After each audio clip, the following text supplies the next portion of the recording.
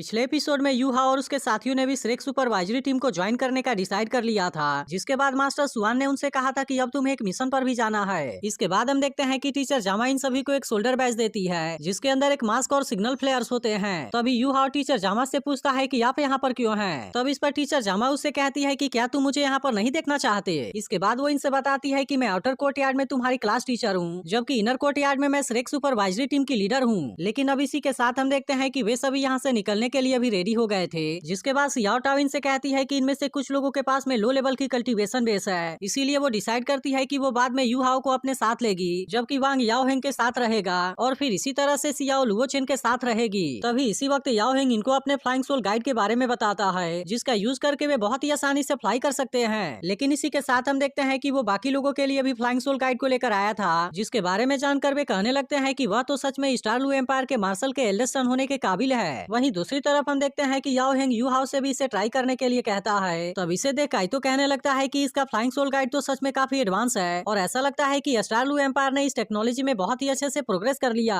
लेकिन इसके बाद भी हम देखते हैं कि काइतो अपने पास पहले ही फ्लाइंग सोल गाइड का यूज करने का डिसाइड करता है, क्योंकि वैसे भी ज्यादा टाइम से यूज करने के वजह से उसकी इसकी आदत लग गई थी और फिर इसीलिए वो तुरंत इसे एक्टिवेट भी कर लेता है। लेकिन तभी इसी बीच हम देखते हैं कि सियाओ इसे बिल्कुल भी कंट्रोल नहीं कर पा रही थी, जिसके बाद काइतो उससे कहता है कि सबसे पहले तुम अपने सोल पावर को कंट्रोल करो और फिर उसके बाद तुम अच्छे से बैलेंस बनाने की कोशिश करो। जिसके बाद हम देखते हैं कि सियाओ को भी इसे यूज करने के बारे में पता चल गया था और फिर इसके बाद वे सभी तुरंत अपने मिशन पर जाने के लिए निकल जाते हैं। तभी सियाओ टाओ कहने लगती है कि इविल सोल मास्टर ऐसे बॉर्डर वाले एरिया में अपीयर होते हैं जहाँ पर कि किसी भी कंट्री का कोई कंट्रोल ना हो, लेकिन इसके बाद भी श्रेक स्कूल के पास में इसके लिए पावर है और इसीलिए हम किसी को भी इसके बारे में बताए बिना उनके ऊपर अटैक करके उनको मार सकते हैं। इसके बाद वो इनसे कहती है कि मिंगडू माउंटेन जो कि स्टार लू एम्पायर और सन मून एम्पायर के बॉर्डर पर है, इस बार डेथ मैसेंजर ने वहाँ पर हॉन्ट किया है, जिसके बारे में सुनकर यू हाओ कहता है कि ये डेथ मैसेंजर क्या है। तब इस पर सियाओ टाओ उससे कहती है कि वो असल में एक इविल सोल मास्टर है, जिसके अंडर में लुटेरो का एक पूरा ग्रुप है और वे एक साथ मिलकर बिजनेस ट्रेवलर्स के ऊपर अटैक करते हैं। इसीलिए वो इनसे कहती है कि उन सभी को खत्म करना ही हमारा मिशन है। लेकिन इसी के साथ वो उससे कहती है कि उसके पास में एक बहुत ही स्पेशल इविल स्पिरिट है, जिसके बारे में सुनकर यू हाओ कहता है कि क्या मार्शल आर्ट में इविल स्पिरिट है। तब इस पर सियाओ टाओ उससे कहती है कि मार्शल स्पिरिट को गुड और इविल में डिवाइड नहीं किया गया है, लेकिन अगर किसी मार्शल आर्ट को प्रैक्टिस करने के लिए स्पेशल तरीके की जरूरत पड़ती है, तब इसके वजह से ऐसा माना जाता है कि वो मार्शल स्पिरिट जरूर ही इविल होगा। तभी याओ हेंग भी कहने लगता है कि आज से 600 साल पहले ब्लड इन्फेंट नाम का एक इविल सोल मास्टर अपीयर हुआ था, जो कि केवल इविल तरीके का यूज करके 20 साल में ही डलाउ टाइटल के लेवल में पहुंच गया। इसलिए उस समय के श्रेक सुपरवाइजरी टीम के हेड ने लगातार 5 सालों तक उसका पीछा किया और फिर उसके बाद उसे अपने हाथों से खत्म कर पाए। लेकिन इसके बाद भी इससे पहले उसने श्रेक सुपरवाइजरी टीम के दर्जनों लोगों को मार दिया था। तब इसके बारे में सुनकर वांग कहता है कि क्या इस बार डेथ मैसेंजर का सामना हमसे होगा। यह सुनकर सियाओ टाओ उससे पूछती है कि क्या तुम्हें डर लग रहा है, जिस पर वांग कहता है कि बिल्कुल भी नहीं। तभी याओ हेंग भी कहता है कि हम इस मिशन में स्टार लू एम्पायर के मार्शल की भी मदद लेंगे और फिर वो यू हाओ से कहता है कि वैसे भी तो अब हम दोनों एक ही टीम में हैं, इसीलिए अगर तुम्हें कभी भी कोई जरूरत पड़े तो मुझसे जरूर बताना। अब इसके कुछ देर के बाद हम देखते हैं कि वे सभी मिंगडू माउंटेन में लैंड कर जाते हैं, जहाँ पर कि बिल्कुल उनके सामने ही मिलिट्री कैंप होता है। तभी मास्टर सुआन टीचर जामा से कहते हैं कि दाई हाओ के पास में हाई लेवल की कल्टीवेशन बेस है, इसीलिए वो तुम्हारे बदले हुए रूप के बारे में बहुत ही आसानी से जान जाएगा। तब इसके बारे में सुनकर टीचर जामा कहती है कि मैं फिर अपने असली रूप में आ जाती हूँ। जिसके बाद हम देखते हैं कि टीचर जामा तुरंत अपने पावर का यूज करके अपने असली रूप में आ जाती है और अब इसके इतने यंग रूप को देखते ही वे सभी पूरी तरह से हैरान हो गए थे। तभी वांग उससे कहता है कि टीचर जामा आप तो सच में बहुत ही ब्यूटीफुल हैं। तब इस पर टीचर जामा कहती है कि मेरे असली रूप के पास में कोई भी पावर नहीं है, इसी वजह से मैं सीरियस देखने के लिए अपने रूप को बदल लेती हूँ। तभी इसी वक्त हम देखते हैं कि इनके सामने बहुत सारे सोल्जर आ जाते हैं और फिर इनसे कहने लगते हैं कि हमारे मिलिट्री कैंप में आने की हिम्मत कैसे हो गई। लेकिन तभी याओ हेंग जैसे ही इनके सामने आकर खड़ा होता है, वे सोल्जर उसे देखते ही पहचान जाते हैं कि यह तो यंग मास्टर है और फिर इसके तुरंत बाद वे इन सभी को लेकर अंदर जाते हैं। फिर याओ हेंग इनसे बताता है कि स्टार लू एम्पायर की आर्मी वेस्टर्न आर्मी ग्रुप और नॉर्थ आर्मी ग्रुप 2 भागों में है, लेकिन इस समय अभी हम वेस्टर्न आर्मी ग्रुप के कैंप में हैं, जो कि सन एंड मून एम्पायर को रोकने के लिए बनाई गई है। लेकिन अब यहाँ के ऐसे नजारे को देख वे सभी पूरी तरह से हैरान हो गए थे और फिर कहने लगते हैं कि यह मिलिट्री कैंप तो सच में बहुत ज्यादा अमेजिंग है। लेकिन अब इसी के साथ हम देखते हैं कि वे यहाँ के मार्शल के सामने आकर खड़े हो गए थे, जो कि असल में कोई और नहीं बल्कि याओ हेंग का फादर होता है। लेकिन अब उसे अपने सामने देख यू हाओ को इसके ऊपर काफी गुस्सा आने लगा था और फिर कहने लगता है कि इसी के वजह से मेरे मदर की लाइफ चली गई। तभी अचानक से वो यू हाओ से पूछता है कि क्या हम पहले भी मिल चुके हैं, जिस पर यू हाओ अपने गुस्से को शांत करते हुए कहता है कि नहीं। इसके बाद याओ हेंग अपने फादर को अपने टीचर और सभी क्लासमेट के बारे में बताता है, जिस पर उसका फादर इनसे कहता है कि आप सभी का यहाँ पर वेलकम है। लेकिन इस पर टीचर जामा उससे कहती है कि हम असल में यहाँ पर डेथ मैसेंजर के बारे में पता लगाने के लिए आए हैं, इसीलिए अगर आपके लोग हमें उसके बारे में कोई इन्फॉर्मेशन दे दे तो हमारी काफी मदद होगी। तब इसके बारे में जानकर मार्शल इनसे कहता है कि हाँ वो डेथ मैसेंजर तो काफी खतरनाक है, लेकिन इसी के साथ वो इन सभी से कहता है कि स्टारलू एम्पायर के आर्मी का गेट हमेशा ही तुम्हारे लिए ओपन है और मुझे ऐसा लगता है कि तुम हमारे आर्मी को ज्वाइन करके एक सक्सेसफुल कैरियर बना सकते हो। तब इस पर सियाओ टाओ उससे पूछती है कि क्या लड़कियां इसमें कंट्रीब्यूट नहीं कर सकती।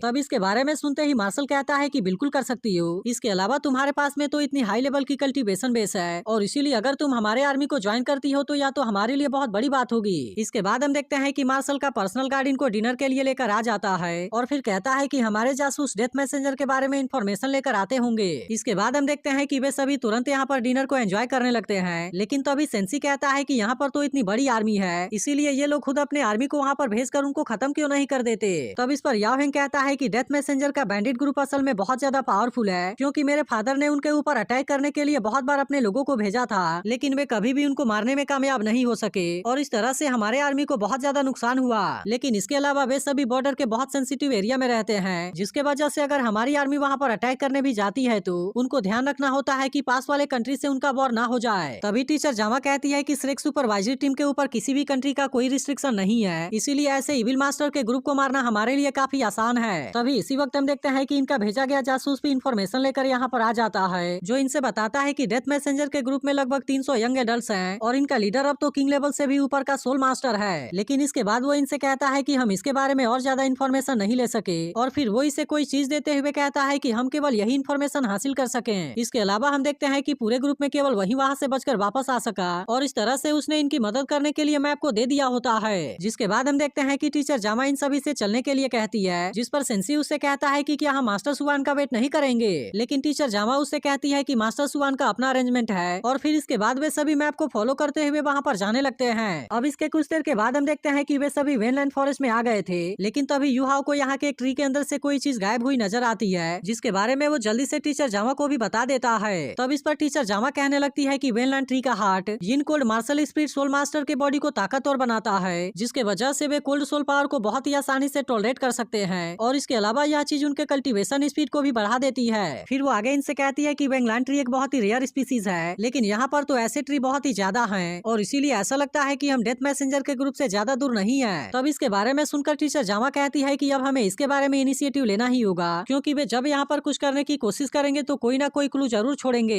इसके बाद वो यू हाउस से कहती है कि तुम अपने मेंटल डिटेक्शन के फुल पावर को यूज करने के लिए रेडी रहना। इसके बाद हम देखते हैं कि अब सियाओ टाओ यहाँ पर इसके लिए प्लानिंग करने लगती है और फिर वो सभी लोगों को एक एक करके उनके पोजीशन के बारे में बता देती है। अब इस तरह से हम देखते हैं कि वे सभी यहाँ से आगे की तरफ जाने लगे थे, लेकिन तभी इसी वक्त इनको एक ट्री के अंदर बिल्कुल ही ताजा स्टे नजर आता है, जिसे देखते ही टीचर जामा यू हाउ से मेंटल डिटेक्शन का यूज करके इसे सर्च करने के लिए कहती है। जिसके बाद हम देखते हैं कि यू हाउ जैसे ही अपने मेंटल डिटेक्शन शेयरिंग का यूज करने लगता है, तभी उसे एक जगह पर ब्लड लगा हुआ दिखाई देता है, जिसके बाद वे सभी यहाँ के निशान को फॉलो करते हुए इसके बारे में चेक करने लगते हैं और इसके वजह से उनको पता चल जाता है कि डेथ मैसेंजर का ग्रुप अब यहाँ से ज्यादा दूर नहीं है। इसके बाद हम देखते हैं कि टीचर जामा इन सभी से अपने अपने पोजीशन को ले लेने के लिए कहती है, जिसके बाद इसके बारे में सुनकर वे सभी भी इसके लिए पूरी तरह से रेडी हो गए थे और फिर टीचर जामा यू हाउस से पूछती है कि तुम कितने दूर तक अपने डिटेक्शन को यूज कर सकते हो। तब इस पर यू हाउस से कहता है कि वैसे तो ये 245 मीटर है, लेकिन इसके बाद भी मैं इसे और आगे तक ले जाने की कोशिश कर सकता हूँ। तब इस पर टीचर जामा उसे एक डायरेक्शन के बारे में बताते हुए कहती है कि वहाँ पर तुम खोजने की कोशिश करो। जिसके बाद हम देखते हैं कि यू हाउ को वहाँ पर बहुत सारे फुटप्रिंट नजर आते हैं। तब इसके बारे में जानकर टीचर जामा कहती है कि ऐसा लगता है कि वहाँ पर कोई केव है। जिसके बाद हम देखते हैं कि वो एक बार फिर से सभी से अपने अपने पोजीशन को ले लेने के लिए कहती है, जिसके बारे में सुनकर इन सभी ने अपने मास्क को भी पहन लिया था और अब इस तरह से वे सभी यहाँ से धीरे धीरे आगे की तरफ जाने लगे थे। तभी इसी वक्त हम देखते हैं कि इनको अपने सामने कुछ लाइट दिखाई देती है, जिसे देख टीचर जामा कहती है कि वहाँ पर एंटर करते ही तुम अपने मेंटल डिटेक्शन के फुल पावर को रिलीज कर देना, क्योंकि मैं चाहती हूँ कि हर कोई इसके बारे में पूरी तरह से केयरफुल रहे। इसके बाद हम देखते हैं कि केव के अंदर आकर यूहा अपने मेंटल डिटेक्शन के पावर का यूज करने लगा था, जहाँ पर सोल्जर के डेड बॉडी को देख ननान काफी डर जाती है। लेकिन इसके बाद भी हम देखते हैं कि वे सभी केव के अंदर जाने लगे थे, क्योंकि वे किसी भी तरह से डेथ मैसेंजर के ग्रुप को खत्म कर देना चाहते हैं। तो अगर एक्सप्लेनेशन अच्छी लगी हो तो वीडियो को लाइक और इस पर एक कमेंट जरूर कर देना,